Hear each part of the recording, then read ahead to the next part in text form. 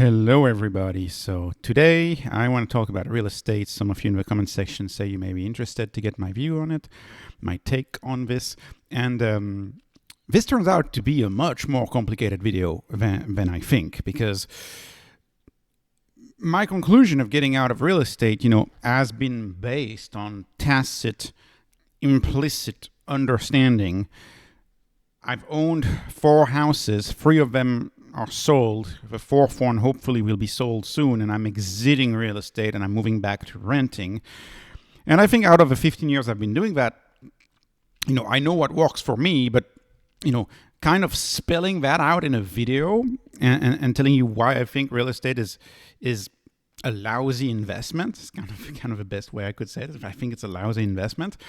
It's tough to explain in words because there's certainly a lot of situations where real estate makes sense. So rather than telling you my journey and my story, I'm going to go for a situation where I think it makes sense still, and I'm going to go for the situations where I think it doesn't make sense anymore. And essentially, if you want to recap a video, my point is, real estate is the cost of housing. It's the cost of housing you and your family, and you should try to keep those costs low. And keeping those costs low may take the form of owning, if you live in a state where real estate is cheap, and it may take the form of renting, depending on where you're at in life. But in general, the bigger your net worth, the more I think it makes sense to rent and to not select real estate, at least premium real estate, as an investment, because the returns of that are just plain lousy compared to the returns of the Nasdaq and the returns of growth stocks in general. That is kind of the way I think about it. But of course, when you just get started, real estate is kind of essential because you need a space to live. You need a place to live, and so that's also why real estate is oftentimes the best investment for quote unquote the middle class, as they call it. Because it remains an investment, and it is a way to have an investment without really wanting an investment, right? You go and you want a house, but you also get an investment, albeit a lousy investment, but you get one. So let me go through scenarios really quickly. So scenario number 1 is the scenario where I think real estate makes sense. So you're getting started in life, you're in your early 20s, say your net worth, you're just getting started, it's under 200,000. Let's say it's lower than that, right? Under 50,000, let's say something like that. I think there's a good scenario of real estate in that situation, and it takes these different ways. Of course, if you're just getting starting out, net worth is 50,000. Of course, renting a place for $2,000 a month is perhaps not the best idea, because in that situation, right? In that situation, $24,000 in rent, right? $2,000 a month. That's 24% of your net worth. If you have $100,000 net worth, 24% of your net worth goes towards your housing. That's way too much. And in that scenario, renting is a luxury. But I'll show you an alternative way. It's the way I did it. It's the way a lot of people get started in real estate.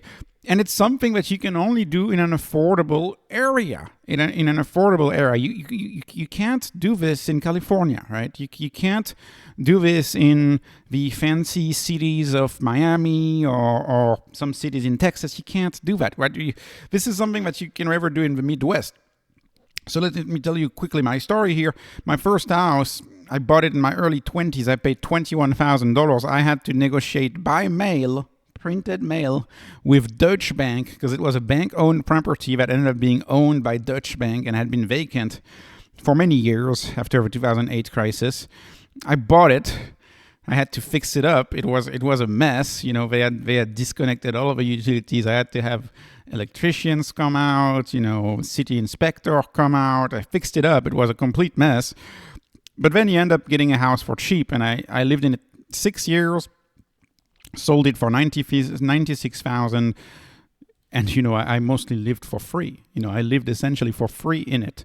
If you pay your house $1,000 and you live in it for 6 years, and you sell it for $96,000, that's a very good operation, right? And there's a lot of states in the US where you can do that, but much of that savings, right, corresponds to you not paying rent. That's where most of the savings.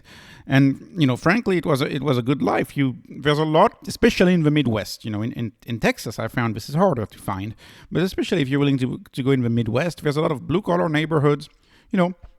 It's safe, it's okay. It's not the fanciest neighborhood, but it's still a good life, and it's fine if you're in your 20s. And by the way, if you're in Europe, the same happens in Europe. I know my own brother did that in Europe. Our family is originally from south of France, which is fairly expensive, and he moved in Auvergne, which is like an inexpensive region, and he bought a house for cheap there. So in Europe, if you're from Europe or Asia, doesn't matter, there's going to be a spot in your country where real estate is cheap. And I think moving there in that scenario, provided you can get a job in that cheap area, that when you get started, that's a very good deal, very good thing. But also there's a caveat to that, is you got to be handy, right? You have to be a handy person. And you have to have no issues learning things from YouTube. And being handy, quite frankly, is easy. It's not hard. I mean, doing drywall's easy. Plumbing's easy. Electric's easy. You just gotta have focus and look at the YouTube videos, and you do it yourself. I just think you can learn so many things on YouTube.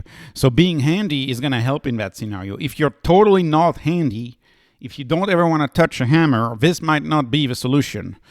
And renting in that situation might be the better deal.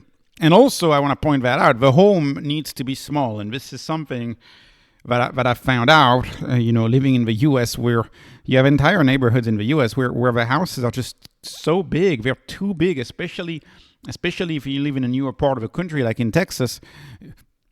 I would struggle. My first house was 1,200 square foot. In my current area in Texas, I would struggle to find a house that is 1,200 square foot. I wouldn't even know where to look. Like the lowest you can find is maybe 2,400 or 2,200 square foot, right? And it's a shame. It's a shame. And city officials, they know this. There's rules that say, you have to build a big house. Why do you have to build a big house? Because when you build a big house, it's more taxes for the local community. It's higher maintenance cost, more local spending, greater utility bills, right? And if your utility bills, like water districts, most often are the local company. It's owned by the city. It's the city that makes money, right? So owning a big house, frankly, is to me the bigger the house, the worse the deal in terms of ongoing maintenance, right? And if you have enormous square footage, well, your insurance company is going to use an hilarious amount, like a crazy amount of replacement cost compared to the cost of your house, and you may end up with a house worth $300,000, and the insurance company wants to insure it for $800,000 because it tells you, look, that's the replacement cost. So your insurance costs can go through the roof. Your maintenance costs obviously go through the roof. The bigger the house is directly correlated, and your utility bills, right? And you may say, maybe I just won't turn on or off the heat in that part of the house. But in the US, most homes are central heating, central cooling. Like you got to turn on the utilities. It's expensive. So having a small home, by all means, to me makes sense. So if you live in an affordable area, if you got no issues fixing things on your own, if the house is small, and if you are beginning in life and don't have a lot of net worth, then I think owning a house makes a lot of sense in that scenario. To me, it makes a lot of sense in that scenario. And this is, I guess, one of the only instances where I agree with Dave Ramsey. If you're starting out, there are some areas that are just too expensive, and you got to move out and go to somewhere less expensive. And then you may move back in that expensive area later on in life. But some areas are just too expensive. So that's scenario number one. Scenario number two is you're not buying a house to live in it or to get started in life. You're buying a house to make money. And this is where, in my view, it gets lousy, aside from specific scenarios that are always, in my view, related to when you get started out. When you get started out, things make more sense than when you start having a nice portfolio in the stock market. So I'm just going to dismiss that one right away. Buy and rent. This is not for me. And to me, the returns are just extremely lousy in the buy and rent sector. You have the problem of the three T's, as they call it, that will turn off most people: toilet, trash, taxes.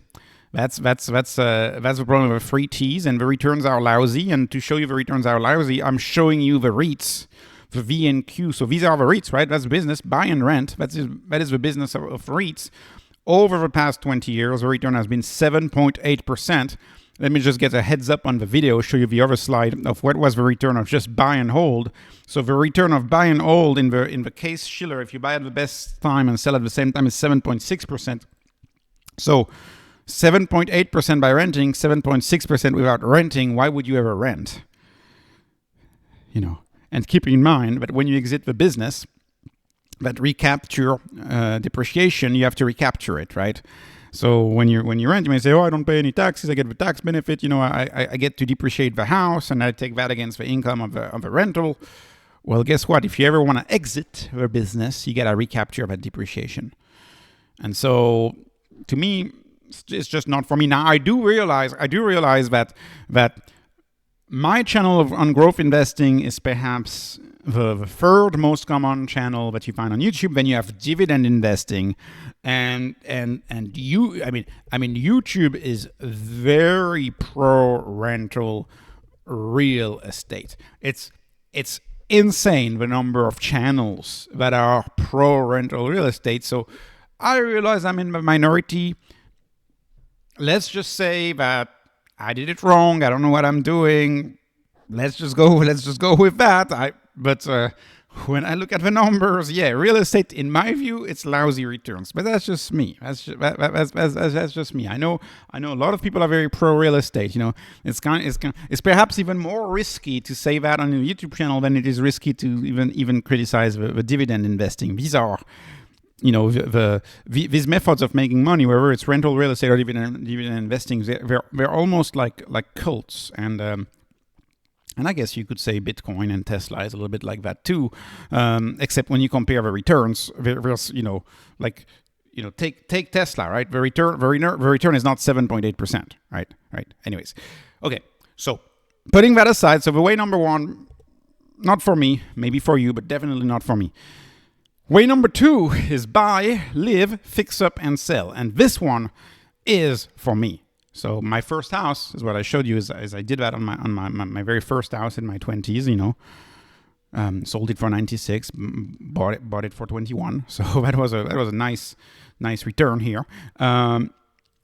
And of course, you can do that up to a point, up to a certain level of expensiveness. You can do that on a house, and I think that's a powerful way to make 100,000, right?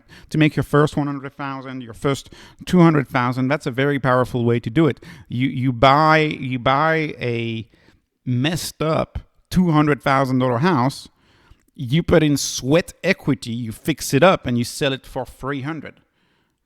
Right, you sell it for 300, and if you do that, it's got the advantage of you were living in it, so you were living in it for so many years, right? So you were living in it for say the tax code say two out of the past 5 years. If you were living in it for 2 of the past 5 years, that means you're not going to pay any taxes. So 250,000 are tax free. And 500,000 are tax-free if you flip a house that you lived in 2 of the past 5 years. So that's a good deal.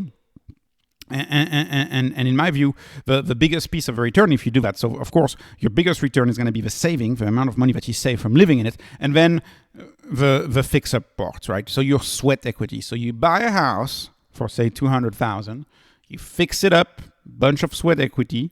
You gotta wait 2 years. You gotta live in it for 2 years, and then you sell it, and then you get that money tax free in the U.S. When you're just starting out, I think that's one of the situations where real estate is also worth it, right? And then, and this is gonna be the bulk of the video, is buying real estate and living in it. You buy real estate and you live in it. Now that is right there. That is the trickiest one. That is so tricky. This one. Because it will depend on your area.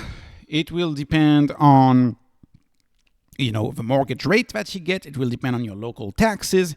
But let's walk through that example. And that's the example that most people do. Most people take that example. So what do?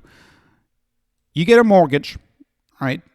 You buy a decent property with no need to fix it up with that mortgage, and you leverage it up. And if you get a 5% down mortgage, it's a 20-to-1 leverage. And of course, getting a mortgage, that's going to be the cheapest debt you can get, and you do that at 20-to-1, right? You can even do it if you go through some special first-time ownership program. You may even get 3% down. You may even get a 30-to-1 leverage.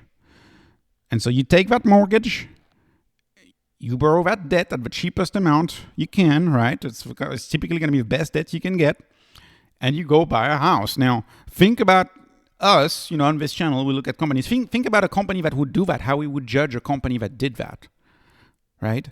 If we judged a company that borrowed 20 times its net assets to go buy a highly idiosyncratic investment that could go wrong, because you don't buy a basket of homes, you just buy one home. So I would argue the risk is very high, and people overlook that risk. But the risk is very high. And yes, you're going to get an inexpensive rate. That's true. That's a big advantage of mortgages. The rates are inexpensive.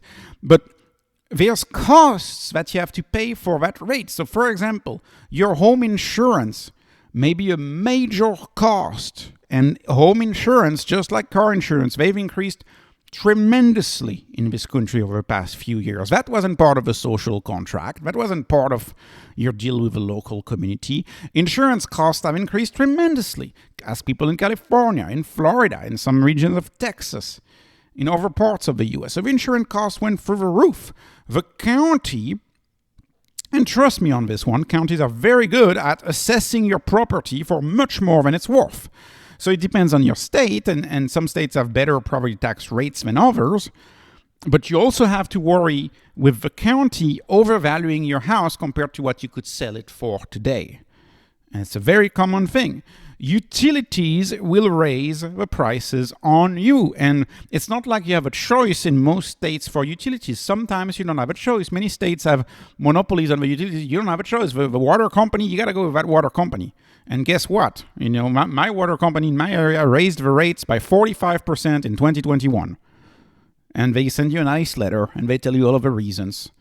In the meantime, do you think they're using ChatGPT in that office? Do you think that utility is efficient? Absolutely not. Absolutely not. They just raise the prices on you. So you're kind of stuck, right?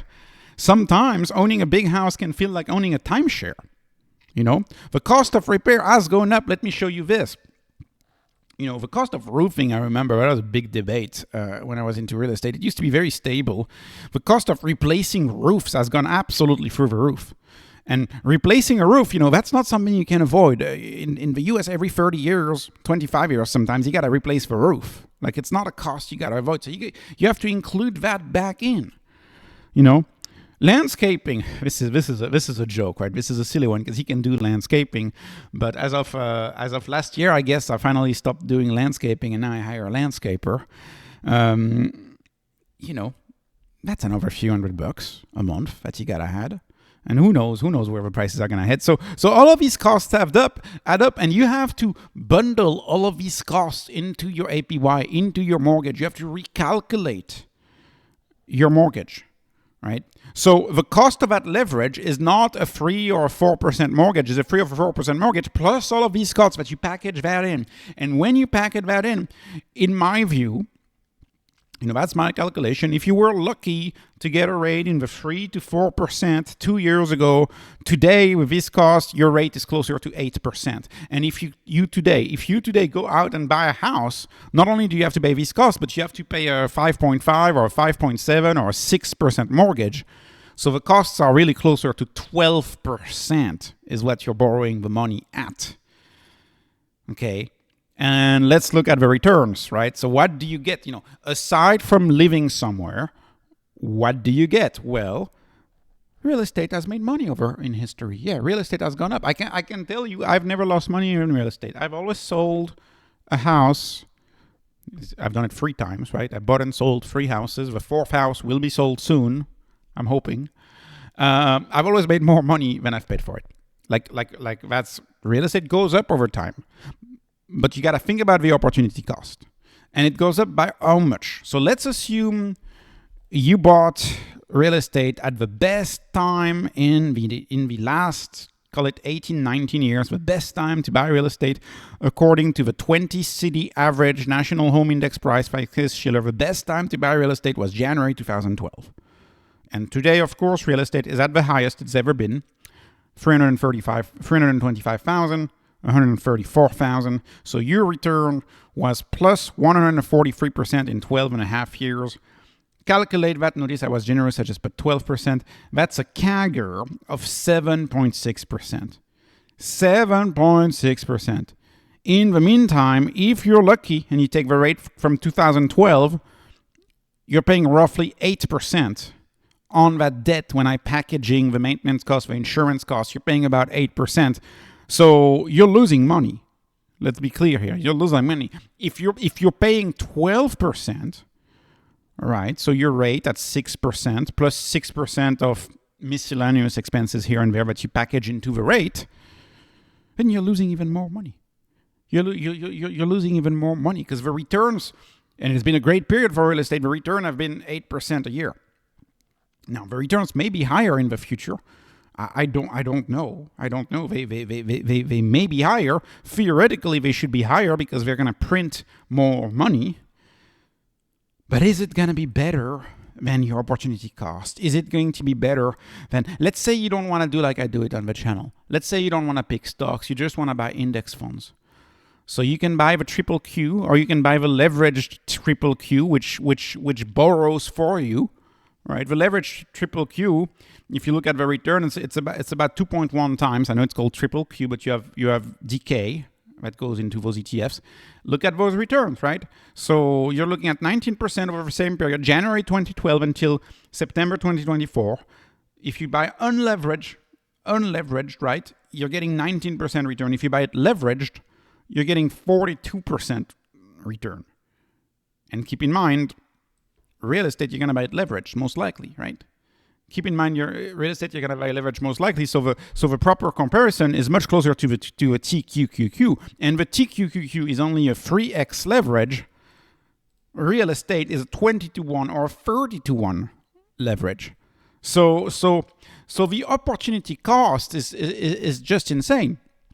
And the point I'm trying to make here is, let's say you pay 8% effective, right? And that's 4% for your interest, right? And then 4%, for the local cost, right? The insurance, the taxes. Well, what difference does it make? Maybe you can pay rent, and the rent just pays for your local costs, right? Maybe you can just pay the rent, and it makes up for this. Especially when there's going to be enormous supply of rental units come onto the market. Especially when a lot of large investing firms are now buying up houses and renting houses. So, again, this is tough for me to communicate what I tacitly, implicitly, intuitively see to be true, because real estate is opening a Pandora's box. There's so many things to consider, so many things to look at. It is blurry. It's a blurry field. But per my calculation, assuming you do the best return you can, and assuming you have an 8% interest rate once you package in all of the various costs, that means that living in a $500,000 house would cost you about $2,000 a year. But that's the best case scenario. And this scenario doesn't take into account any of the risk that you're taking on. And buying in real estate, you're taking out a lot of risk. One of the big risks you're taking on is timing risk. So, right, I took the example of someone who bought a house in January 2012. What if I took the example of someone who bought a house in January 2005? Well, if you bought a house in January 2005, your returns are as lousy as they get. Absolutely as lousy as they get. You're what? You're at 2.5% or 3%. If you bought here, and you don't know, we may be in another local top. I'm making a joke. I don't think we are. I think real estate is going up, obviously, with the monetary printing we're about to have.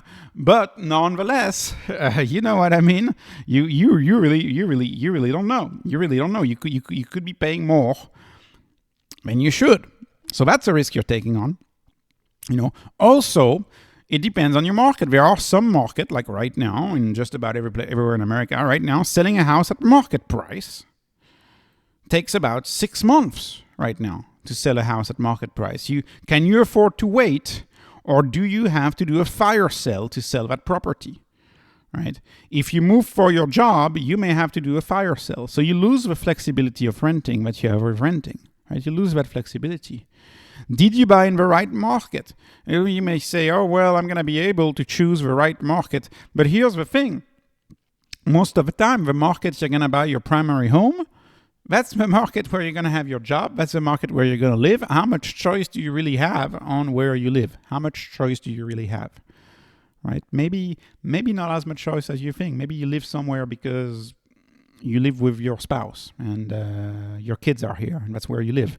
Right? You don't have full choice. Maybe you live somewhere because that's where your industry is located. So you don't have full choice. And then if you buy in an area that's on the decline, then I think you're in major trouble. And then it's a very undiversified investment. What if there's a flood? What if there's a tornado? Right? There's a bunch of issues that could happen. What if you bought in a safe area and the neighborhood starts getting into trouble, and 10 years later it's not a safe area anymore, and there's some violence in the neighborhood, but it didn't used to be that way 10 years ago where you live.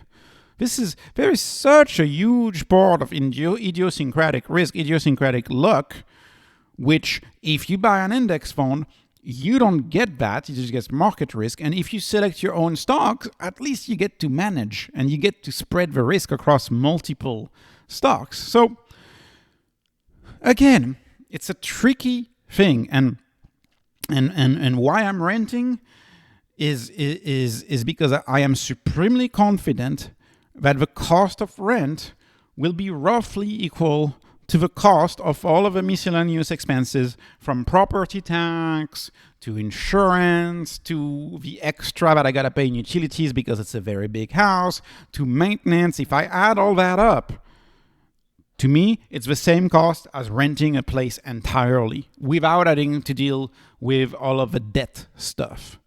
And so in that case, I don't want to be on debt and take on the risk of an idiosyncratic investment where you don't know where it's headed, And of course, that depends on the costs of rental in your area. There are some areas where it's nearly impossible to get a rental because everybody's pricing the bids up, So you got to look at the ratio of your area, how much is rental in your area, right?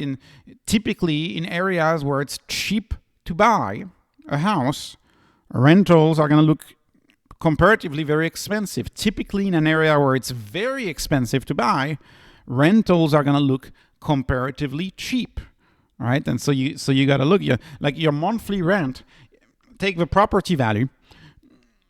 As a general rule, your monthly rent should be about 1% of the property value.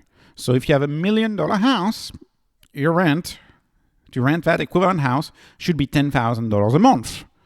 There's plenty of areas where you can rent $1 million house for $6,000 a month or $5,000 a month. And then you're making a good deal, and you don't have to pay insurance, and you don't have to pay long-term maintenance, right? And you don't have to pay property taxes. The only thing you have to pay is kind of the more minor maintenance and the utilities. So renting in very expensive areas can look much more worth it. Renting in very cheap real estate areas typically is not worth it. You're better off buying. And, I think as a general rule today, not only is it's are you starting out in life, how much is it in your net worth? I could also make a general rule that regardless of your net worth, if you're buying a small house, if you're making a small commitment, then the risk is really not that high. If it's small, it's not that high of a risk. The problem is that real estate, it's a very emotional process, and people sometimes end up buying too much houses. So anyways, but as a general rule, I say buying a small house is still a good deal and by small, I mean also cheap. Whenever you get into large and expensive, then to me right now, it's clearly true that renting is much better to me. And lastly, we're entering an era where I think there's going to be technological risks to real estate investing, and that's a new thing. A technological risk includes things like job movements from a region to another, right? The jobs in an area may not always be guaranteed, and so if you have local migration, if you have people in your city are moving out because there's no jobs anymore in your city, because the local company shut down, then the cost of real estate is going to be way down, right? Real estate is heavily linked to the flow of people and the movement of people, and you can't really predict that, right?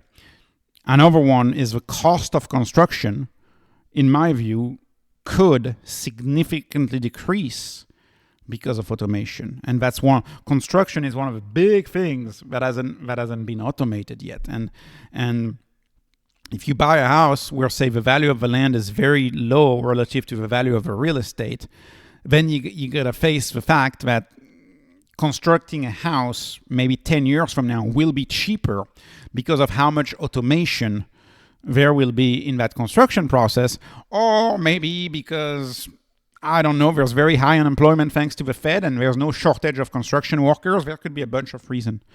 And the land value, so if I were to be forced on picking an investment in real estate, I guess I would be the most favorable to land and to forests. Forests, land.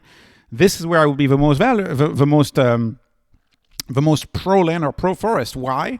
Why do I like land and forest as investment? Well, you have an ag exemption oftentimes, or you have a lumber exemption in the US. So if you can get an ag exemption or a lumber exemption, well, your property tax, all of a sudden, it becomes way less significant, right? Because remember, 80% of property tax goes to school taxes.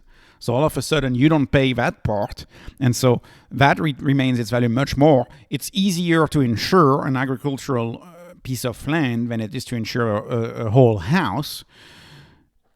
There's a lot of pros to land. I much prefer buying land than buying a house. I much prefer buying a small house on a big piece of land. That's also something that I think is a wiser thing. But the problem with land is that we don't really know where the value of land is headed either.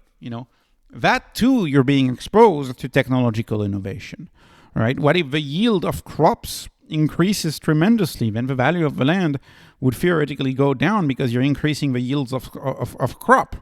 Lumber, you're a little less impacted by that. And I might be doing a video about this too because I do like the idea of having cheap leverage, of having cheap debt. That's a good idea, but I think you gotta have it on the right asset. And real estate, especially in the form of homes, is such an easy target for your local town, for your local officials to raise the costs on. It is such an easy target for them that I think for now, I want to avoid it. And that's why I'm exiting the real estate. As soon as my current house is sold, I will have no more real estate and I will be a very happy man, a happy renter. So anyways, this is not investment advice. This is just entertainment only, no financial advice, of course. Please like, please subscribe. Sorry about the messy video, but it's a messy topic. And have a wonderful day.